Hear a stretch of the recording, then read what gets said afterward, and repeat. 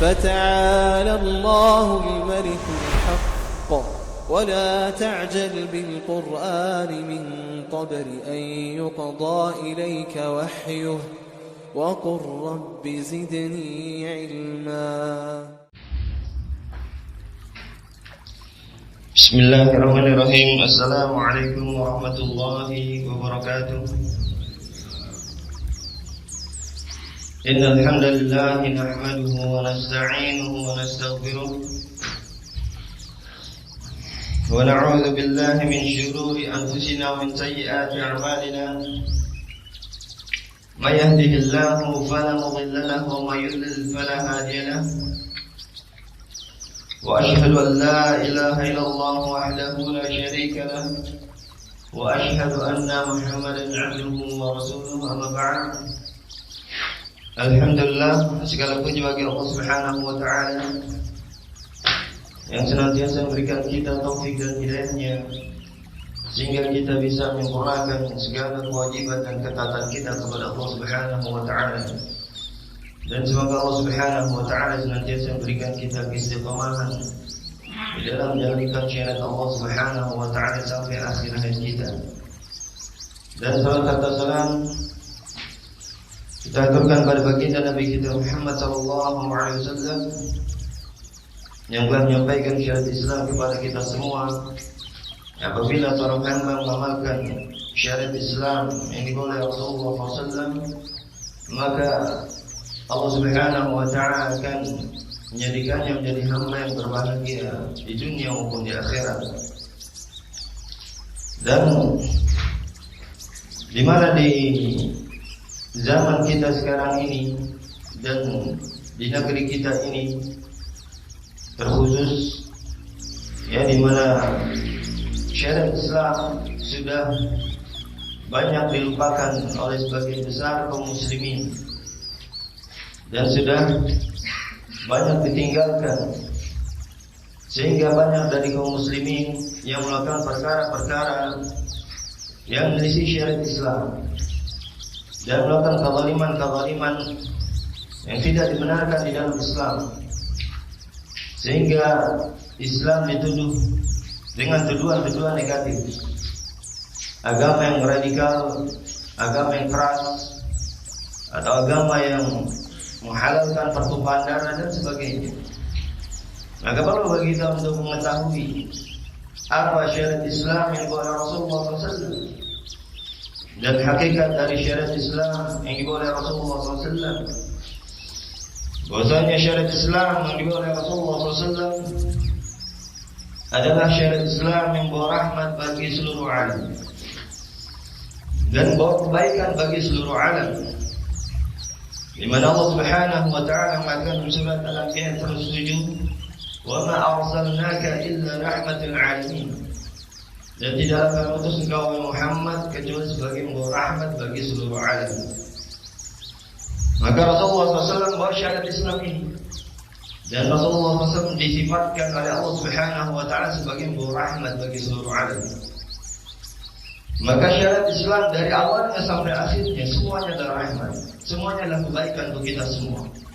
Tidak ada keburukan dalam syariat Islam, tidak ada kezaliman sedikit pun dalam syariat Islam. Ya, dan semua apabila kita ingin mendapatkan rahmat dan kebaikan dari Allah Subhanahu wa taala, maka hendaklah kita mempelajari syariat Islam dan mengamalkannya. Dan termasuk di antara rahmat Allah Subhanahu wa taala yang Allah berikan kepada manusia dengan syariat Islam ini, bahwasanya Islam mengharamkan segala bentuk kezaliman, yang besar maupun yang kecil. Ya, di mana Allah Subhanahu wa taala mengatakan dalam hadis al-qudsi diriwayatkan oleh Imam Muslim dari Abi Dzar Al-Ghifari radhiyallahu taala, Allah taala mengatakan ya, dari Rasulullah SAW dan dari Allah Subhanahu wa taala, "Inni haramtu dzulma 'ala nafsihi wa ja'altuhu bainakum muharraman fala tadzalamu." Sungguhnya aku mengharamkan kezaliman atas diriku dan aku haramkan kezaliman atas kalian semua, maka janganlah kalian saling menzalimi. Maka kezaliman diharamkan di dalam Islam, bagaimanapun bentuknya. Diharamkan di dalam Islam baik yang besar maupun yang kecil. Dan Rasulullah SAW peringatkan juga akan bahaya kezaliman. Dalam hadis diriwayatkan oleh Imam Bukhari dari Abi Hurairah radhiyallahu taala anhu, Rasulullah SAW mengatakan, "Man kanat 'indahu madhamatun li akhihi min 'ardin min syai' falyatahallalhu minhu al-yawm qabla an la yakuna dinar wa dirham. In kana lahu 'amalun salih ukhidha minhu bi qadri madhamatihi, wa lam yakun lahu hasanat ukhidha min sayyi'ati sahibihi fa'umila 'alayhi." Kata Rasulullah SAW, barang siapa di antara kalian memiliki kezaliman pada saudaranya, baik dari hartanya, kehormatannya atau yang lainnya, maka hendaklah dia minta halal sekarang di dunia ini, sebelum tidak ada dinar atau dirham di akhirat nanti. Jika adalah amal soleh, kalau dia punya amal soleh maka dia ambil dari amalan solehnya diberikan kepada orang yang dizalimi. Kalau dia tidak punya amalan soleh maka dia ambil dari dosa-dosa orang yang dizalimi diberikan kepada orang yang zalimi. Dan inilah orang yang berat bangkrut kata Rasulullah SAW. Yang dalam hadis diriwayatkan oleh Muslim, Rasulullah SAW bertanya kepada para sahabatnya, "Atadruna man muflis? Apakah kalian tahu orang bangkrut itu?" Kata para sahabat, "Al-muflisu fina man la dirham lahu wa la mata'." Orang bangkrut ya Rasulullah, orang yang tidak punya harta benda. Tapi kata Rasulullah tidak. Al-muflis min ummati man ya'ti yawma qiyamah bi salatin wa siyamin wa zakat. ويأتي قد شتم هذا وضرب هذا وأكل مال هذا وسفك دم هذا فيعطى هذا بحسنته وهذا بحسنته حتى إذا قنت حسناته قبل أن يظلم عليه أخذ من سيئة صاحبها فعمل عليه ثم طرح في النار. Kata Rasulullah SAW, orang bangkrut di antara umatku adalah orang yang datang di hari kiamat membawa pahala puasa, sholat dan zakat, membawa pahala yang banyak. Tapi dia telah mencaci maki saudaranya dan mengambil harta saudaranya dan menumpahkan darah saudaranya. Maka saudara yang dizalimi dia ambil dari kebaikan-kebaikannya. Kemudian sampai kebaikannya habis, sebelum dia selesaikan kezalimannya, maka dia ambil dari dosa-dosa orang yang dizalimi diberikan pada orang yang zalim ini, kemudian orang ini dimasukkan ke dalam api neraka. Masya Allah, itu kebangkrutan yang besar. Yang seharusnya dia masuk surga, berada dalam kenikmatan luar biasa, tapi dikarenakan kezaliman dia lakukan, dia dimasukkan ke dalam api neraka dengan azab yang luar biasa pedih. Mungkin kalau kita bangkrut di dunia belum seberapa, ratusan juta pun belum ada apa-apanya dibandingkan dengan bangkrutan di akhirat. Maka ini peringatan dari Rasulullah SAW. Dan ini menunjukkan Masya Allah sifat dari syariat Islam ini, yang khususnya syariat Islam ini mengharamkan segala bentuk kezaliman, ya, baik yang besar maupun yang kecil. Ya, dan Rasulullah SAW mensifatkan seorang mukmin, ya, dalam hadis diriwayatkan oleh Imam Bukhari Muslim, "Al-muslim man salima al-muslimuna min lisanihi wa yadihi." Seorang muslim adalah yang muslim lainnya, dan dalam riwayat yang lain yang seluruh manusia selamat dari lisannya dan dari tangan perbuatannya. Selamat dari kezaliman lisannya dan dari kezaliman perbuatannya. Ini syariat Islam. Tidak ada kezaliman sekecil apapun dalam Islam. Dan ini akan kita jelaskan betapa mulianya syariat Islam yang mengharamkan segala bentuk kezaliman. Dan di dalam Islam kezaliman, pembunuhan misalnya, sangat diharamkan di dalam Islam. Ya, bahkan Allah Subhanahu wa taala mengancam dengan keras dan menganggap pembunuhan ini dalam Islam adalah dosa yang sangat besar. Ya, di mana Allah Taala mengatakan surat Al-Maidah 32, ya, Allah Subhanahu wa taala mengatakan, "Man qatala nafsan bighairi nafsin aw fasadin faka'annama qatala an-nasa jami'an." Barang siapa yang bunuh satu jiwa, ya, dengan tanpa jiwa yang lain, dengan tanpa hak, atau berbuat kerusakan di muka bumi ini, maka seakan-akan dia membunuh jiwa seluruhnya, bunuh seluruh jiwa manusia. Cuma bunuh satu dianggap dosanya sebesar membunuh seluruh jiwa manusia. Masya Allah, ini syariat Islam. Maka orang-orang yang melakukan pembunuhan atau pengaboman misalnya di sana sini dengan dalil jihad, ini bukan bagian dari syariat Islam. Ya, jihad di dalam Islam amalan yang mulia. Ya, jihad dalam Islam ada syarat-syaratnya. tidak sembarangan dilakukan. Dan para ulama menjelaskan syarat jihad adalah pertama harus ada wilayah, dan kedua harus ada pimpinan wilayah, dan ketiga harus memiliki kekuatan, dan keempat diniatkan untuk meninggikan kalimat Allah Subhanahu wa taala. Ya, maka syarat jihad ini harus terpenuhi. Kalau kita ingin menegakkan jihad, maka harus punya wilayah dan punya pimpinan wilayahnya dan punya kekuatan, dan diniatkan untuk meninggikan kalimat Allah Subhanahu wa taala. Oleh karena itu Allah Subhanahu wa taala mengatakan surat An-Nisa ayat 77, ya Allah Subhanahu wa taala melarang para sahabat Nabi SAW ketika mereka di Mekah.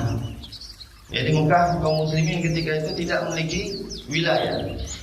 Maka Allah Ta'ala mengatakan alam tara ilal ladzina qila lahum kufu ayyakum wa aqimus shalah wa atuz zakat.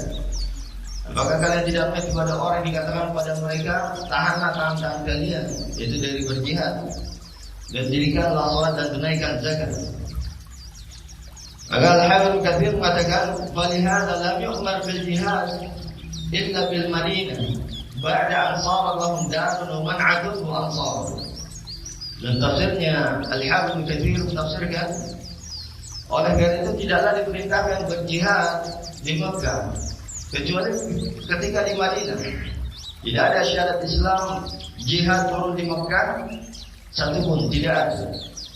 Kecuali di Madinah setelah mereka memiliki wilayah dan dua man'ah dan kekuatan dan ansar dan penolong. Nah, ini Masya Allah syarat yang dijelaskan oleh para ulama tidak. Yang perlu untuk kita ketahui dalam Islam, jihad harus memiliki syarat-syaratnya.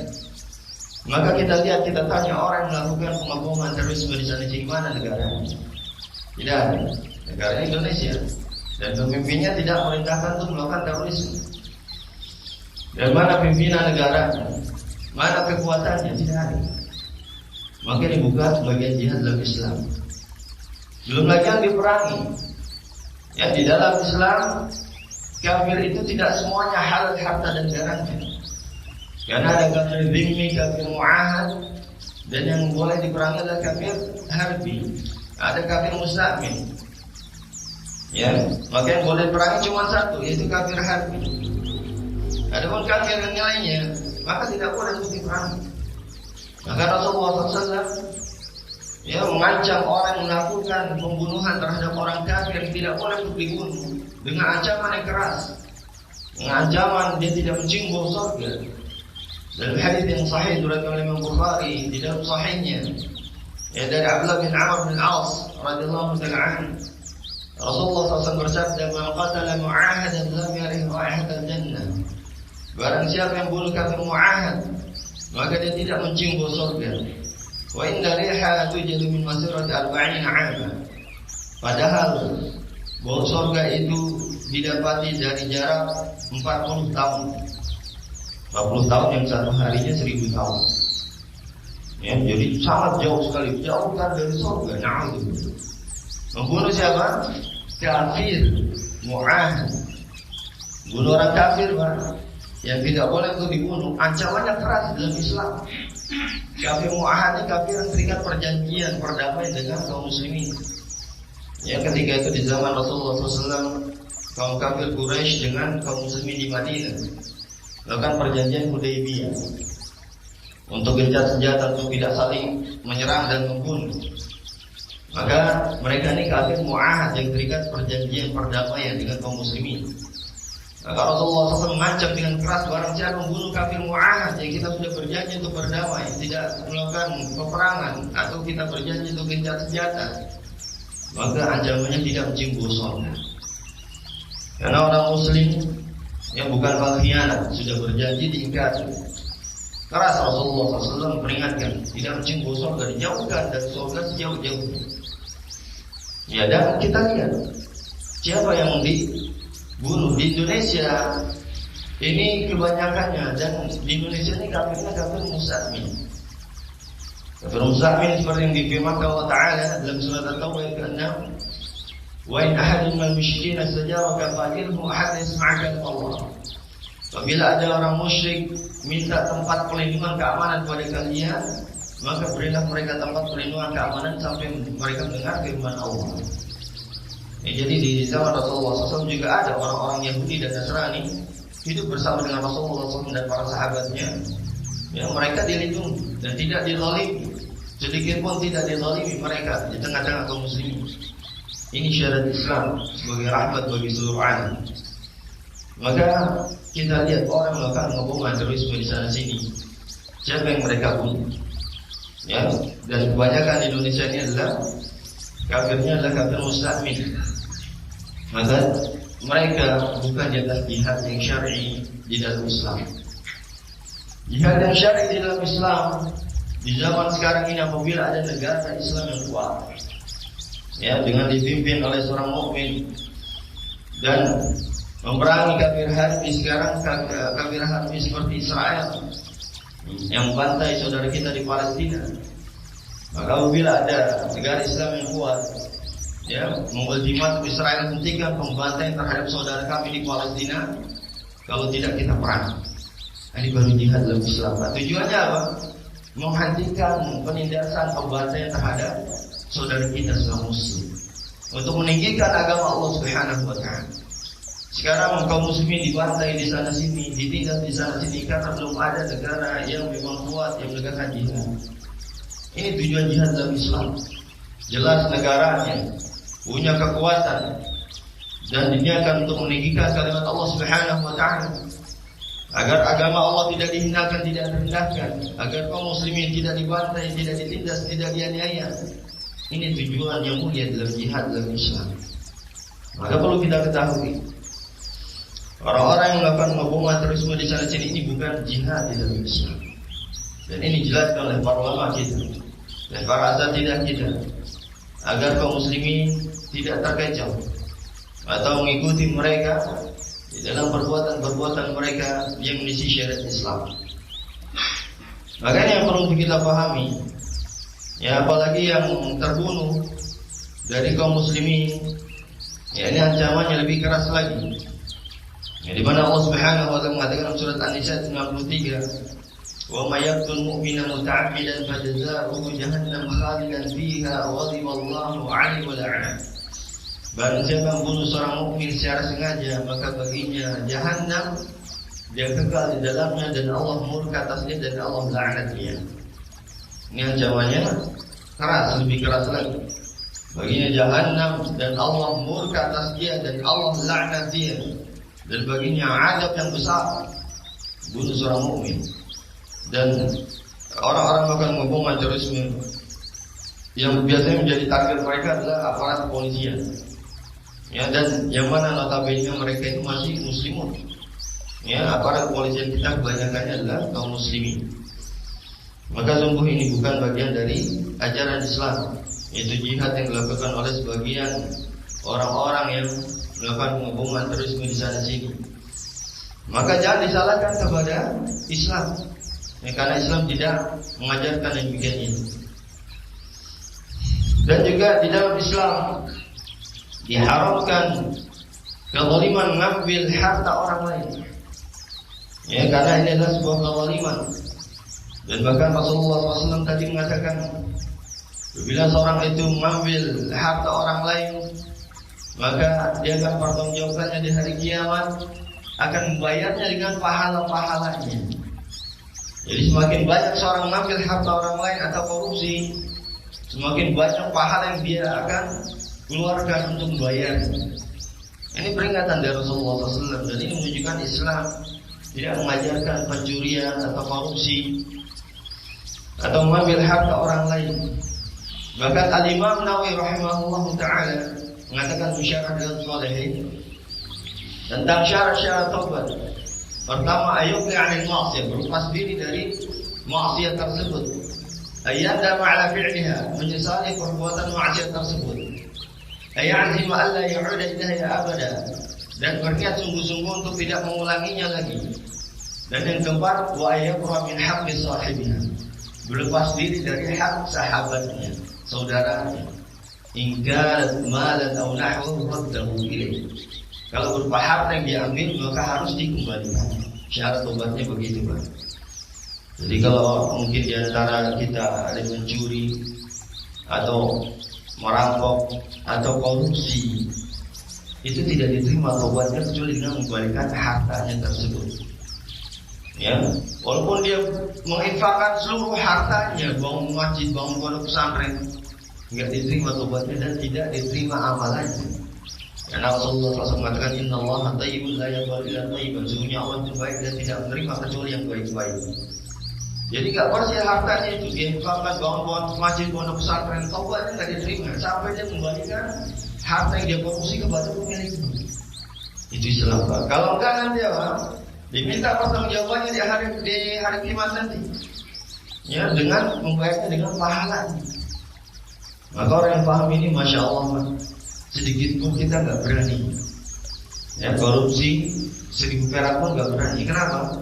Gara-gara 1000 perak nanti kita masuk neraka. Yang satu hari ini 1000 tahun. Kata Allah dalam surat Al-Hadid 47, Inna yawman 'inda rabbika kalfi sanatin ma ta'udun. Sungguh satu hari di sisi Tuhanmu seperti 1000 tahun menurut perhitunganmu. Dan siksa paling ringan dalam hadis riwayat Imam Bukhari dan Nu'man bin Bashir radhiyallahu ta'ala Rasulullah SAW bersabda, Innahu ahli nari adaban yawmal qiyamah la rajul tuqa fi akhmasi qadami jamratan yaqim minuma dimaku. Sungguhnya orang yang paling ringan siksanya di hari kiamat nanti adalah seorang ditaruh 2 bara api di kakinya dengan yang mendidih otaknya. Artinya seluruh badannya terbakar mendidih, melepuh sampai kepalanya itu mendidih, menggelegar. Itu satu harinya 1000 tahun. Gara-gara mungkin korupsi 1000-2000 perak, ya kita diadab dengan adab yang paling ringan itu nggak sanggup gitu. Coba kita mungkin nyalain kompor gas, taruh muka kita 5 menit aja, masalah. Ya, sanggup nggak 5 menit? Nggak sanggup. Itu aja baru api dunia. Gimana di akhirat nanti satu hari 1000 tahun? Maka masya Allah, kalau iman sangat jauh dari Islam. Orang yang paham Islam, mengamalkan Islam, tidak akan melakukan kezaliman sedikit pun. Ya, seperak pun tidak akan melakukan kezaliman. Maka ada ikhwan yang ketika tahu hadis ini, alhamdulillah dia sudah belajar. Dia datang ke sekolahnya. Kenapa? Dulu pernah ngambil. Nah, kita dari kecil nggak paham nih Pak.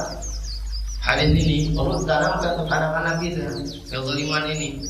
Begitu tahu, karena dulu waktu sekolah dia suka ngambil, atau ada istilahnya itu katanya darmaji, dahar 5 bayar siji.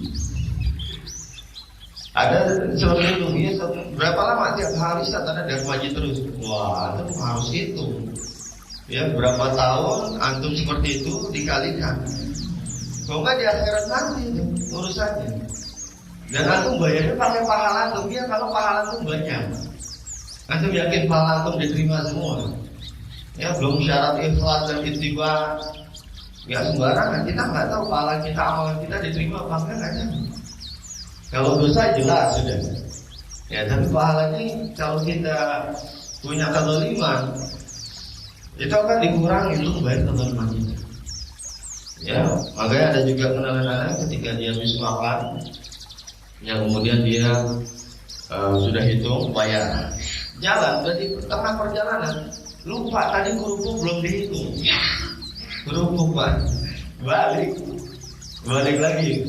Mas tadi saya kerupuk makan belum dihitung berapa. Takutnya gara-gara kerupuk nyemplung di neraka gimana? Satu hari 1000 tahun.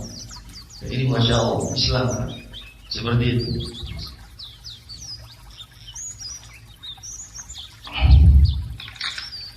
Jadi kalau ada orang Islam atau tokoh Islam atau partai Islam melakukan korupsi, maka itu tidak mewakilkan Islam. Ya, jadi jangan disalahkan Islam. Islam sangat mengharamkan kezaliman. Islam mengharamkan makan harta yang haram. Bahkan Rasulullah SAW mengancam dengan tegas. Ya, dalam hadis diriwayatkan oleh Imam Ahmad dan Tirmidzi dan disahihkan oleh Syekh Albani rahimahullah taala dalam Sahih Targhib wa Tarhib. Dari Ka'b bin Ujrah radhiyallahu ta'ala anhu, Rasulullah SAW bersabda, "Ya Ka'b bin Ujrah, innahu la yadkhul jannata lahmun wa damun nabata min syuhdin fan-nar awla bihi." Wahai Ka'b bin Ujrah, sungguhnya tidaklah akan masuk surga sosok daging dan darah yang tumbuh dari barang yang haram, dan neraka itu dipantas untuknya. Ini ajaran Rasulullah SAW. Haramkan umatnya untuk makan barang yang haram. Diancam tidak masuk surga. Tidak akan masuk surga orang yang makan barang yang haram. Dan neraka itu lebih pantas untuknya. Peringatan keras dari Rasulullah SAW. Ya, ini menunjukkan bahwasanya Islam mengharamkan segala kezaliman, mengambil harta orang lain diharamkan. Maka apabila ada orang Islam, tokoh Islam, partai Islam, ormas Islam melakukan korupsi, melakukan mengambil harta orang lain, maka ini tidak mewakilkan Islam. Maka jangan disalahkan Islamnya. Ya, Islam agama yang mulia, agama yang membawa rahmat bagi seluruh alam, agama yang membawa kebaikan bagi kita semua. Tidak ada kezaliman sedikit pun, tidak ada kemudaratan sedikit pun di dalam Islam. Ya, ajaran Islam mulia, haramkan segala bentuk kezaliman yang besar maupun yang kecil. Dan juga termasuk di antara yang diharamkan dalam Islam, mencaci maki saudaranya dan menggibahi atau mengumbar aib saudaranya. Ya, ini bahkan sampai seperti itu diharamkan di dalam Islam. Karena seorang muslim yang seluruh muslimun, kaum muslimin dan seluruh manusia selamat dari lisannya dan dari tangan perbuatannya. Termasuk di antara lisan, dijaga dalam Islam, tidak boleh berbuat kezaliman. Termasuk yang diharamkan kezaliman yang dilakukan oleh lisan, mencaci maki, merendahkan, mencela, dan juga menggibahi, membongkar aib saudaranya. Ini diharamkan semua dalam Islam. Ya, di mana Allah Subhanahu wa taala mengatakan surat Al-Hujurat ayat 11, ya ayyuhalladzina amanu la yaskhar qaumun min qaumin 'asa an yakunu khairan minhum 'asa an yakunu khairan minhum wa la nisaa'un min nisaa'in 'asa an yakunna khairan minhum.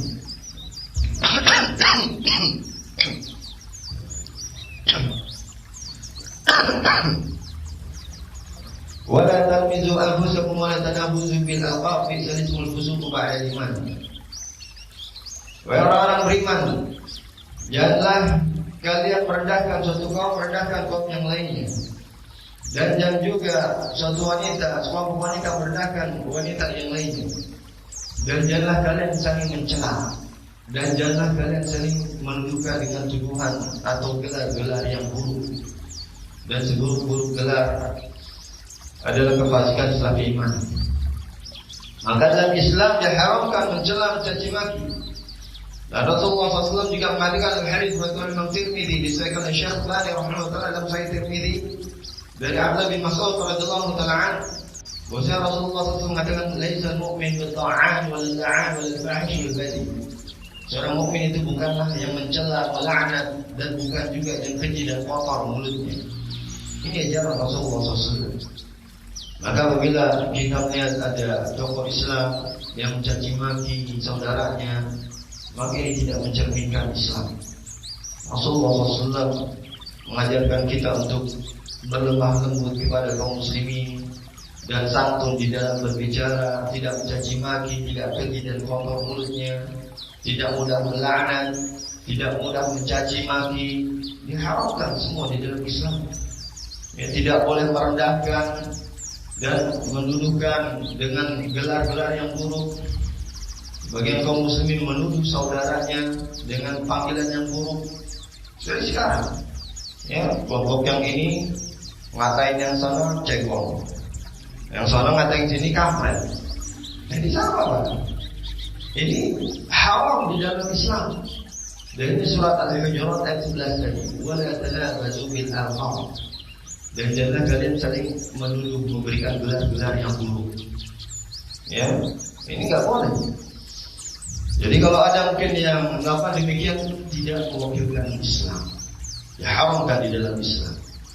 Jangan disalahkan Islamnya. Oh, Islam begitu ya, enggak begitu. Ya, Islam tuh dengan hikmah, dengan rahmat di dalam dakwahnya Rasulullah SAW, bukan dengan cacian makian. Ini harus kita pahami. Jadi apabila ada mungkin walaupun tokoh agama mencaci, memaki, melaknat saudaranya, maka ini bukan bagian dari ajaran Islam. Islam tidak mengajarkan demikian. Rasulullah SAW tidak mengajarkan demikian. Ya, bahkan Rasulullah SAW mensifatkan seorang mukmin bukan pencela, pelaknat, atau bukan juga yang keji dan kotor mulutnya. Dan Allah melarang semua itu. Dan bahkan di dalam Islam, ghibah itu diharamkan. Ya, ghibah, membongkar aib saudaranya, itu diharamkan di dalam Islam. Ya, dalam surat Al-Hujurat ayat 12-nya, yang tadi 11, ini 12-nya, ya, di mana Allah Ta'ala mengatakan, ya ayyuhalladzina amanu ijtanibu katsiran minadh-dhanni inna ba'dadh-dhanni itsm. Bahkan sangka aja enggak boleh. Masya Allah. Ya, wahai orang-orang beriman, jauhkanlah, hindarilah kebanyakan dari persangkaan, karena sungguhnya kebanyakan dari persangkaan itu adalah dosa. Artinya para ulama menjelaskan ini disangka, ya diharamkan, tidak boleh atau dilarang oleh Allah Subhanahu wa Ta'ala. Ya, dalam kita berhusnuzan. Ya, bila mungkin saudara kita melakukan perkara-perkara yang dapat kita berhusnuzan. Wala tajassasu, dan jangan kalian cari-cari kesalahan. Wala yaghtab ba'dukum ba'dha, dan jangan kalian saling menggibah satu sama lain. Ayuhibbu ahadukum ayakula lahmi akhihi maitan fakarihuhu. Apakah kalian ingin makan bangkai daging saudara kalian yang telah mati? Dan kalian pasti akan membencinya. Jadi ghibah itu membongkar aib saudaranya itu sama seperti makan bangkai manusia, sangat menjijikkan. Oleh karena itu Al-Imam Al-Qurtubi mengatakan la khilafa anna ghibatan minal kaba'ir. Tidak ada khilaf bahwa ghibah itu termasuk dari dosa besar. Dan juga Syekh Nasir As-Sa'di mentafsirkan ayat ini surat Al-Hujurat ayat 12. Fi dalilun ala anna ghibatan minal kaba'ir. Lianna Allah syabbaha bil maita wahyu minal kaba'ir. Di dalam ayat ini terdapat faedah bahwasanya ghibah termasuk dari dosa besar. Karena Allah Subhanahu wa Ta'ala menserupakan ghibah dengan makan bangkai manusia. Dan itu adalah dosa besar. Jadi dosa besar ghibah ngomongin orang, yang menjelekan orang, si fulan korupsi, sama Pak, itu ghibah. Ya, haramkan di dalam Islam. Si fulan penzina, haram. Kehormatan kaum muslimin tidak boleh kita rendahkan, tidak boleh kita bongkar. Rasulullah SAW berdiri di depan Ka'bah. Dalam hadis riwayat Imam Tirmidzi dari Ibnu Umar, ma'a'adhamaka wa'a'adhamaki wa'a'adhama hurmataki walakin hurmatal mu'min a'adham minki. Ya, kata Rasulullah SAW, betapa besar dan betapa mulianya kehormatan engkau wahai Ka'bah. Tapi kehormatan seorang mukmin itu lebih besar dan lebih mulia daripada kehormatan. Artinya nggak boleh kita rendahkan, kita bongkar aibnya, kita permalukan dia. Itu haram dalam Islam. Kehormatan seorang muslim ini lebih mulia daripada Ka'bah. Ada nggak orang yang berani merendahkan Ka'bah, menghinakan Ka'bah? Padahal kehormatan seorang mukmin ini lebih besar, lebih mulia daripada kehormatan Ka'bah. Maka nggak boleh kita bongkar aibnya, kita cela dia, kita rendahkan. Ini Islam, Masya Allah. Ya, mengharamkan semua bentuk kezaliman dan aniaya, baik dengan tangan ataupun lisan. Ya, dan begitu juga ghibah, ya, diharamkan. Dan bentuk ghibah yang paling ringannya atau bongkar aib saudara kita disebutkan dalam hadis riwayat Tirmidzi. Ya, dari Aisyah radhiyallahu taala anha. Aisyah itu cuma ngomong sama Rasulullah, ya Rasulullah hasbuka Safiyah, yani qasira.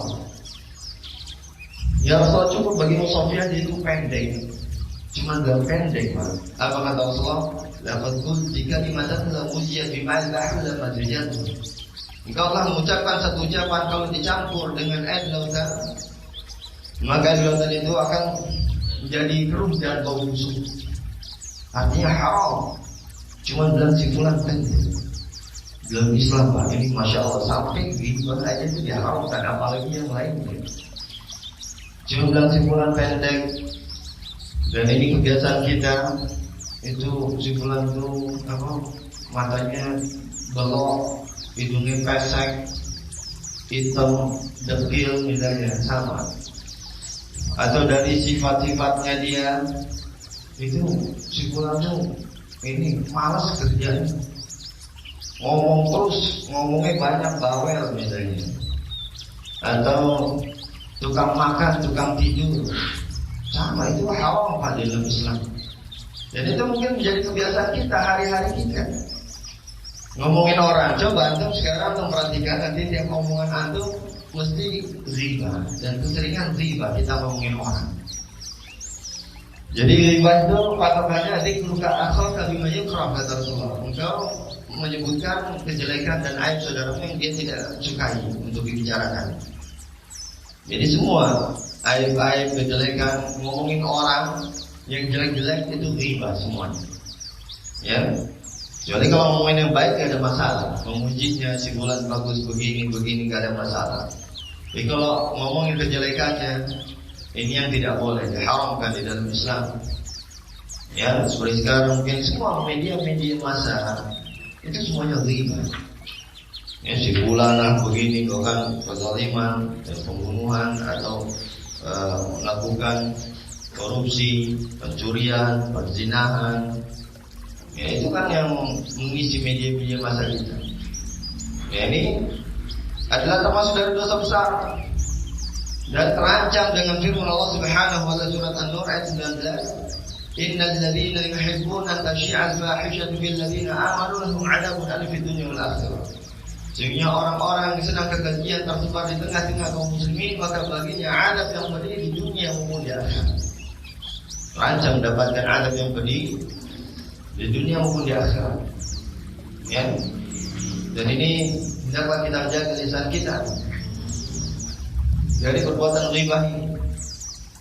Dan kalau kita misalnya menyampaikan riba si fulan begini loh, kemudian disebarkan lagi oleh orang lain, antum dapat dosanya. Ini bahayanya riba lagi. Ya, karena apa? Rasulullah SAW mengatakan man da'a ila dhalalah kana 'alim al-ithmi atami man tabi'a la yanqusu dzalika min adabi syai'a. Rawahu Muslim dari Abi Hurairah radhiyallahu ta'ala. Barang siapa yang mengajak atau mengajarkan kesalahan, kesesatan, kemaksiatan, maka baginya dosa seperti dosa orang yang mengikutinya, tanpa mengurangi dosa orang yang mengikutinya tersebut. Jadi ada dosa jariah, bukan pahala aja main jariah, dosa juga ada yang jariah. Hati-hati, antum kalau ngajarin nggak benar, itu dosa itu kan terus mengalir kepada antum, walaupun antum sudah meninggal. Ini diperhatikan, dan sampai ada ucapan kita, perbuatan kita mengajak kepada kesesatan, kemaksiatan, termasuk diantaranya riba. Antum nyebarin aib saudara antum, disebarkan oleh orang lain, antum dapat dosanya setiap orang yang menyebarkan ini. Apalagi sekarang di media sosial, antum sebarkan ke media sosial, oh si fulan ini aibnya, tersebar jadi viral, ribuan di share, masya Allah. Antum tinggal hitung sendiri dosa antum. Ya, setiap di-share, setiap dilihat, diomongin lagi, setiap orang ribuan ini kan ngomongin lagi tuh. Ya, di media sosial yang melihat, yang men-share sampai ribuan kalau viral tuh misalnya, itu kan di rumah-rumahnya ngomong, ini si fulan begini, wah. Itu kan dapat dosanya lagi, berkembang lagi terus. Ya, ini peringatan bagi riba, jangan sampai kita terjatuh di dalam dosa tersebut. Ya, lalu bagaimanakah caranya agar kita tidak terjatuh dalam kesalahan ini? Kata Imam Nawawi, "Inka ribatan istahallahu minha." Kalau berupa riba, maka syarat tobatnya itu minta halal. Ini kata Imam Nawawi rahimahullah. Ini syaratnya kalau mau jelas diampuni dosa antum riba kepada saudara antum minta halal sama saudara antum yang digibahi dan memperbaiki, menjelaskan, ya, menjelaskan bahwasanya afwan anda kemarin mengatakan si fulan ini melakukan apa kejelekannya, aibnya anda bongkar, anda minta maaf, anda bertobat kepada Allah, dan anda minta antum semua itu untuk menghapusnya, ya, dan meninggalkannya. Itu syarat taubatnya. Berdasarkan firman Allah Subhanahu wa taala surat Al-Baqarah ayat 160, illal ladzina tabu wa aslahu wa bayyanu fa ulaika atubu 'alaihim wa ana tawwabur rahim. Ya, ini secara umum taubat bagi orang-orang yang mengajarkan kesesatan, mengajarkan kemaksiatan. taubatnya dalam menjelaskan. Di dalam surat Al-Baqarah 159-nya, Innal ladzina yaktumuna ma anzalna minal bayyinati wal huda min ba'di ma bayyanahu lin-nasi fil kitabi ulaika yal'anuhumullahu wa yal'anuhumul la'inun illa alladzina tabu wa aslahu wa bayyanu fa ulaika atubu 'alaihim wa ana tawwabur rahim. Sesungguhnya orang-orang yang menyembunyikan apa yang kami turunkan dari keterangan dan petunjuk setelah kami jelaskan kepada manusia di dalam Al-Quran, maka mereka adalah orang-orang dilaknat Allah dan dilaknat oleh orang-orang yang dilaknat. Orang yang mengajak kepada kesesatan, menyembunyikan kebenaran, maka mereka mendapatkan laknat Allah Subhanahu wa taala dan dilaknat oleh orang-orang yang dilaknat. Illa alladziina taabu wa aslahu wa bayyanu. Kecuali orang yang taubat dan aslahu memperbaiki, wa bayyanu dan menjelaskan. Ini syarat taubat kalau kita ngajak kepada kemaksiatan, kesalahan, kesesatan. Syarat taubatnya harus menjelaskan. Anda dulu pernah mengajak kepada kesesatan, kebid'ahan misalnya, Anda bertobat kepada Allah, Anda minta antum semua untuk bertobat kepada Allah dan meninggalkannya. Ya, ini syarat taubat. Termasuk di antara riba. Anda kemarin menyebarkan ayat sikulan, Anda bertobat kepada Allah dan Anda minta antum semua untuk bertobat kepada Allah dan meninggalkannya. Dan antum minta maaf kepada orang yang digibahin. Kalau enggak, antum meninggal. Itu dosanya jariah. Ya, na'udzubillah. Masya Allah, Islam Pak sampai begitu. Hati-hatinya Islam menjaga kita dan menjaga kehormatan seorang muslim. Tidak boleh direndahkan, dihinakan, dicaci maki atau dighibahi. Ya, ini menunjukkan mulianya syariat Islam. Ya, di mana Islam ini mengharamkan semua segala bentuk kezaliman. Ya, maka apabila ada orang-orang Islam, tokoh-tokoh Islam yang keji dan kotor mulutnya dan senantiasa mencaci maki atau membongkar aib saudaranya, maka ini bukanlah bagian dari ajaran Islam. Islam ajaran yang mulia, ajaran agama yang membawa rahmat bagi seluruh alam dan mengharamkan segala bentuk kezaliman baik yang besar maupun yang kecil. Ya, maka diharamkan semua dalam Islam. Maka bila ada kezaliman yang dilakukan oleh kaum muslimin dan mungkin mengatasnamakan Islam tapi melakukan kezaliman, maka itu tidaklah mewakilkan Islam dan tidaklah mencerminkan Islam. Maka jangan dituduhkan atau disalahkan kepada Islamnya. Karena dalam Islam kezaliman sekecil apapun itu diharamkan, apalagi kezaliman yang besar.